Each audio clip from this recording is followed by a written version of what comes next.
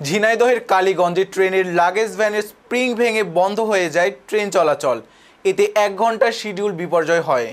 বুধবার 5 November কালীগঞ্জের Mobarakganj train স্টেশনে এই ঘটনা ঘটে। ট্রেনের চালক জানান, খুলনা থেকে চিলাহাটিগামী রকেট মেইল ট্রেনটি কালীগঞ্জ সীমান্তে প্রবেশ করলে পেছনের লাগেজ ভ্যানের চাকায় সমস্যা দেখা দেয়। 12টা 3 মিনিটে মোবারকগঞ্জ ট্রেন স্টেশনে থামার পর চাকার স্প্রিং ভেঙে যাওয়ার বিষয়টি নিশ্চিত হওয়া যায়। পরে পেছনের লাগেজ ভ্যানের মালামাল অন্য বগিতে সরিয়ে রেখে একটা 18 মিনিটের ট্রেন চলাচল স্বাভাবিক করা হয়।